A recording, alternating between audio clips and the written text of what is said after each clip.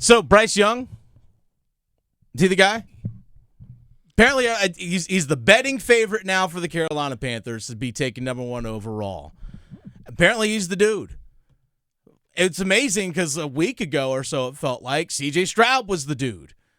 And then for there were moments of like, hey, Anthony Richardson's the guy. It's funny how before the trade up to number 1, like they were tied with Will Levis. Like, people were like, they're gonna move up to 6, they're gonna move up to 5, they're gonna move up to 3 to take Will Levis. That's what they were gonna do. Like Will Levis was their dude.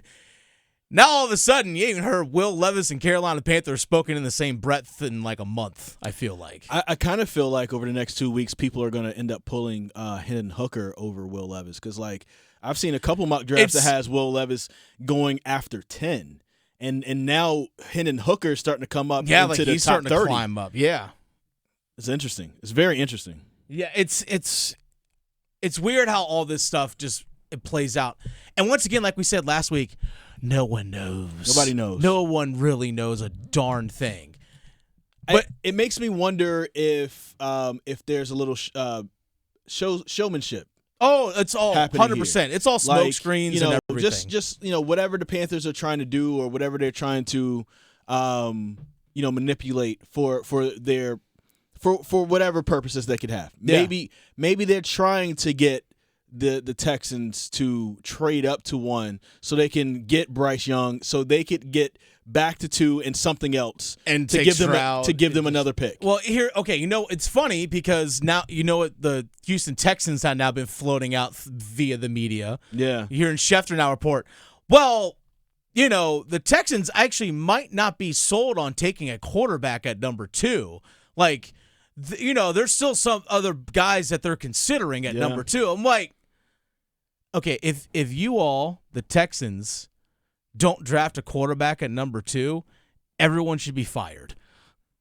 Yeah. Everyone should be fired. If they don't do that, then, like, I don't care who you take. Like, what are you doing, bro? Well, I mean, I don't know if it's him making the pick. I mean, it's the McNair family and all that stuff. It's just, let's be real.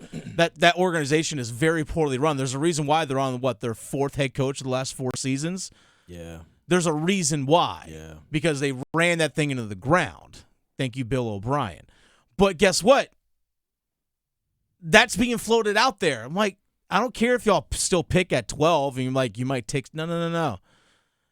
Like, we all know what you're trying to do. You're basically trying to tell the Panthers via the media that, well, we're not even convinced to take quarterbacks. You don't even try basically entice us to kind of come up to number 1. Like, just don't play that game. Just know with what you want and just go with it. Figure out what you want and just go with it. It's just some of the stuff does get tiresome. It's amazing. We still have 12 days till the draft. How much of this is Scott Fitterer trying to get picks back because of the things that he was kind of made to do by Matt Rule? Oh, because a lot of the remember you came down also on the team because they've spent all those different picks trying to position themselves to get a quarterback. Over the last 3 years, 10 draft picks and DJ Moore to still get one. The guy. And remember, Scott Fitterer came in the middle of this, and also Matt Rule had final say. So Scott Fitterer, as a GM, didn't even get a chance to really set the roster or make a lot of the decisions that he wanted to make on his own because Matt Rule was always a part of it. So anything like Dan Arnold being traded last season, like after like 2 games or whatever it was, like that wasn't just Scott Fitterer doing that. Yeah, that's Matt Rule. Yeah, that's Matt Rule saying like let's try to go do this so we can get CJ Henderson. You know what I'm saying? Yeah. Or I guess that was 2 years ago. It was 2 years ago, but still, how'd that work out? Oh wait, it didn't. Yeah.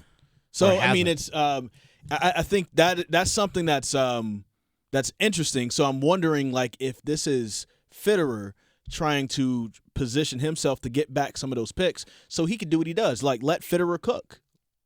And he hasn't had a chance to really cook. I don't know, but I still stand by look, you don't move up to number 1 just to move right back. You just don't. Just go secure the guy that you want, just take it and go. You already have picks but if you feel like if you like 2 guys and the guy that you want will be available at 2. Yeah, but here's the thing, if you're Houston, if you're in that same position, if you like 2 guys, why would you move up to 1? That's the thing. Houston likes one guy. They like Bryce Young. Well, it sucks for them. Maybe you shouldn't have won your last game of the season. Maybe that's it. Hey, you had the number one pick secured, but guess what? You decided to win the last game of the year, and you dropped down to number 2. So whose fault is that? Congratulations, Houston.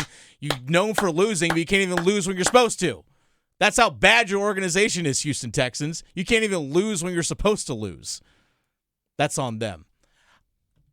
Nevertheless, the Panthers are still set with this year's draft with still picks in the 2nd, 3rd, 4th, I think 2 5ths and a 6th. So they still have 7 picks, and they do have picks in each of the first 5 rounds. Yeah. Or whatever, 6 picks all in the first 5 rounds. Yeah. So they're okay. Okay, now you don't have a first-round pick next year. That's fine, but maybe here's the thing. If you're Fitterer, do you maybe move down from 39 to in the 40s to pick up an extra like 6th or 7th round pick? Possibly. If you want to do something like that, sure, go for it. That's fine. I can see that happening. If you want to, because again, they still have some holes to fill. Yeah. Even though they signed Damiere Byrd, they've signed Thielen and DJ Chark, they still need to take a wide receiver, in my opinion. I know like Shenault and Shi Smith, some of those guys are still there. I'd still take a receiver because guess what? DJ Chark over the last several years has been very much injured. So you just don't know what you're going to get out of him. Laviska Shenault's been injured a little bit as well. Damiere Byrd is more of a specialist. He's not going to be a starter guy. I still think they do take a receiver. But there are just other holes to fill. I think that you still need to take a young receiver that you can develop off a rookie contract. Because guess what? Bird's only here for a year. Terrace Marshall, Shi Smith, Laviska Shenault. Yeah, but what have they shown? And then Laviska Shenault has shown that he can break off a 75-yard touchdown every 3 games if you let him. And that's valuable, right? Like, you don't need him to score every game, but if he gives you a crazy big play every 3 games, that's valuable. Terrace Marshall Jr. was on his ascent up when Matt Rule left, because he was in Matt Rule's doghouse, you may remember. That's true. And then once he got a chance when Steve Wilkes was in, all of a sudden the guy started looking like a legit receiver at the end. So who knows? In this offense, he could absolutely start to shine, along with Thielen, along with Chark, and then you have Shi Smith, who might do a better job under this coaching staff as well. So I don't know if there's room for that. You might need to put all that. You need an edge rusher. You need another linebacker, in my opinion. Yeah. And I wouldn't mind getting another tight end or another running back. Yeah. Like, I think receiver is taken care of now that you've signed Damiere. Like, that's, to me, that's what that signaled yesterday, or 2 days ago, whenever it came out for Damiere Byrd. When you sign Damiere Byrd and you bring him back, to me that signaled, I don't know if there's anybody that we like enough to move up for in the draft. So let's just go ahead and get this taken care of, and we'll use our draft capital for something else. Yeah, but here's the thing. To me, that's what that signaled. Bird's deal is only a 1-year contract. That's fine. You can still. This year supposedly is not a good year for wide receivers in the draft. It's not you can that wait till deep. next year to get somebody else. Yeah, it's not that deep. But I don't know. If Josh Downs is sitting there at 39, I'd take him. If he's there. If he's there at 39, I would absolutely take him. But who is Josh Downs comparable to? On the team currently? Damiere Byrd. Yeah, okay. But here's the thing. I can have Josh Downs for 4 seasons, not 1. I got you. But I think he's been more. I think he'd be more productive. If they're thinking that Josh Downs may not be there at 39, yeah, and or if they have another player that they're coveting around 39 at a spot like edge rusher or linebacker, then they're like, we might miss out on Josh Downs because we actually need this more. Yeah, we like Josh, but we need this more, and we can go get this 1-year rental from this guy, and then try to find another comparable Josh Downs-esque piece, either in free agency or through the draft next year. You never know. It might be someone that slides into the 3rd round. Who knows? Yeah. It's amazing because you look at, for example, Pittsburgh Steelers. They draft wide receivers in the 2nd and 3rd round every other year, it feels like, and they all turn out to be great. Yeah. It's amazing how some teams can find that value and stuff there. I don't know. It might be a situation that we see late in the 1st round. We always see all of a sudden like a run on a position because teams that might need a wide receiver are like, oh, there goes Jordan Addison. Oh, there goes Zay Flowers. Oh, there goes Josh Downs. Yeah. They're like all these guys just start to go. Oh, there goes Jalen Hyatt. One right after the other. For you know, there's like 5 wide receivers picked in a row. You might see that late in the 1st round. Who knows what's going to happen? But nevertheless, I'm just ready for the draft to get here. I'm just ready for it to get here. I'm excited about it. Who do you think they take? Number one? Yeah. I'm still on the CJ Stroud bandwagon. You think they take Stroud? But, I mean. Now, who you want, who do you think they take? Who I think, I don't know. Who I think, I don't know. And Okay. and I don't, I know it's fun. It gives us something to talk about ahead of time and all that, but none of us know. We don't know. Because we're not in the building or whatever.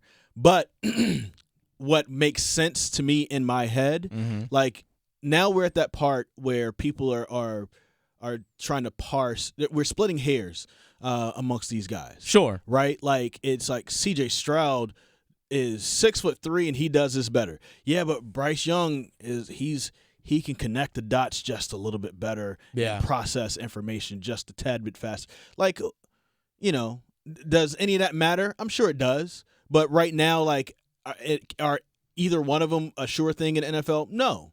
You could get CJ Stroud and Bryce Young ends up being a little bit better, but Bryce Young ends up getting hurt and stays hurt all the time. Or you could get Bryce Young and he's fine, but CJ Stroud ends up being a lot better than what you thought he was going to be. Mm-hmm. This is not an exact science. So, like, I don't know who they're going to take. That burden is on them.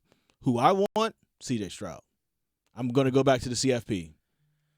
He really impressed me against Georgia. You watch them take Anthony Richardson. Just you watch. Hey. Just you watch. They'll take Richardson. If they do that, I honestly would not mind it. Just don't take Will Levis. I do not want the guy who puts mayonnaise in his coffee and eats bananas with the peels on. He's bananas with the peels on? Yeah, he's bananas with the peels on. So he just bites. He just bites in a banana raw. Yeah.